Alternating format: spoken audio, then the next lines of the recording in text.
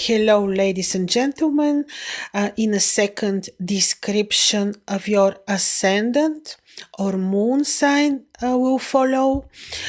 In the meantime, I want to wish you all the best for the year 2024 and to tell you that you hear about the most important celestial configurations for the year 2024, both from sidereal and also modern astrology point of views, and also to tell you that these are just the description of the main celestial events.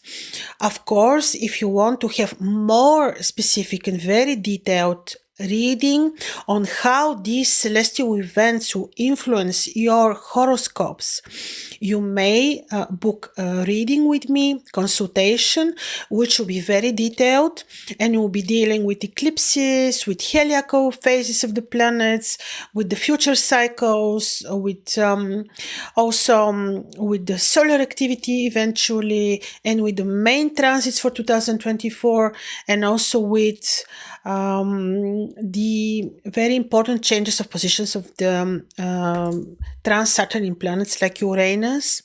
So this will be discussed now, but in much better detail it will be seen in your horoscope, and such a reading will be available for you with a special discount for the year 2024, and you can find it under this video. So all the best to you, and to remind you again, we are very powerful and we can shape and we can program our realities, but knowledge is important. This is why I'm introducing you into these celestial events, transits, phases, eclipses, because once you are aware of them, once you are informed, you do the needed action. In order to change what you don't want to happen, and in order to shape your own reality. So all the best, and here your ascendant follows. Thank you. Hello, ladies and gentlemen with sidereal ascendant Libra. Now we'll be looking at year 2024, how the year will be looking like for you. First of all, before just to explain to you, this is sidereal Libra or moon in Libra, or if you're following the modern tropical astrology, this will be Scorpio ascendant. Depends which astrology you prefer to use to apply. Now, first of all, I see some relief that took already place in your horoscope, and that will be valid for the entire year 2024. And this is that the lunar nodes moved out of your ascendant and descendant, because you had Ketu, the tail of the dragon, on your ascendant, and you had Rahu, the head of the dragon, on your descendant, which meant that during the last 2.5 years, the eclipses took place also on your ascendant descendant, which is a little bit challenging. You went through challenging time, but quite fruitful in terms of spirituality, awakening, knowledge. So in this sense, it was absolutely not wasted in vain time. So now on 6th of October of 2023, the lunar nodes moved out of your ascendant and descendant, and this way you're relieved from all these future eclipses. In addition, Uranus is moving out of your descendant, where he was 7 years. On April of 2017 until 18th of June of 2024, Uranus stayed in Aries, which is your descendant. And I'm sure that he brought many changes for you, especially from the moment of his entrance into Aries, which is your 7th house. Most probably he influenced your relationships, romantic life, for sure he did, and more Now Uranus is moving out, and this will be relief because this is a little bit heavy energy. I am not against Uranus because he's the lord of astrology, he's the lord of change, but sometimes he can bring changes when we're not ready for them. Now, of course, on 4th of May, Jupiter is also leaving your ascendant. Well, this is a little bit, it's nice to have Jupiter on your descendant, especially when he's powerful, as he is powerful in Aries. But he is moving out. And let's see further your horoscope, how the things will be looking like. Now, first of all,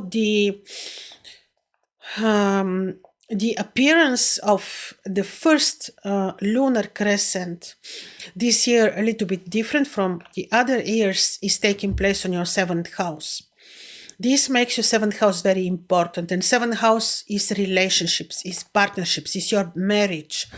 Somehow there is emphasis on that, not in a bad sense, because you'll be free from the impediment of Uranus, but could be that after Uranus moves out of your descendant, this, like I said, this is the house of your relationships and marriage and romantic life. You will experience further changes, but more in a positive direction, but there will be changes for sure.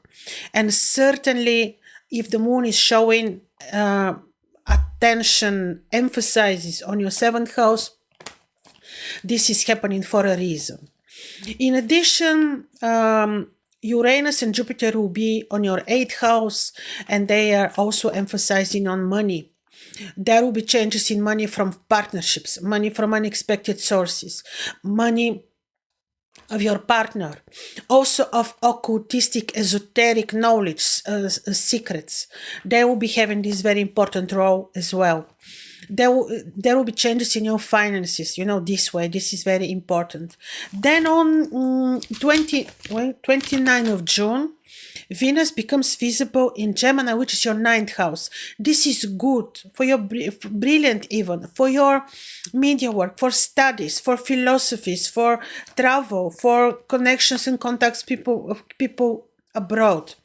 This way, this is benevolent at least for a period of 8 months, because in the meantime, she will be trining your natal Saturn, and she will be softening the otherwise hard aspect between Saturn and Uranus and Jupiter, who will be on your 8th house. Could be that in the summer you're a little bit anxious, a little bit worried. Don't be. Remember that this is happening because you will be a little bit surprised, but already prepared for the entrance of Uranus in Taurus. In the meantime, I mentioned to you about the eclipses. Yes, they will not be anymore lucky you on the axis of your ascendant and descendant, but they are entering the axis of your 12th and 6th houses. And this is axis of health. This is axis of bad karma. And this is the axis of hidden and visible enemies and your routine and, many, many things, domestic animals and whatnot. So the lunar nodes entered these two places, and with themselves, they took away from your ascendant and descendant, but they took with themselves the eclipses. So in the year 2024, 5 eclipses will take place on this axis. 5 eclipses.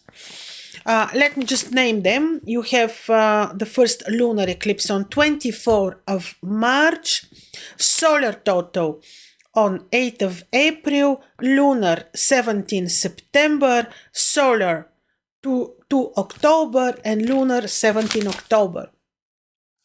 Around the eclipse times, be a little bit more diplomatic, careful, not to be in conflict, not to have disputes from enemies, better find time for spiritual work, being on your own, be responsible a little bit more for your health. But in the meantime, this actually would be period which would be very good for your spiritual life, spiritual work, because in general the 12th house is the house of our secret place, and we can work and improve some karma there, like our own temple, you know, our own secret place, our own spiritual life, if you want.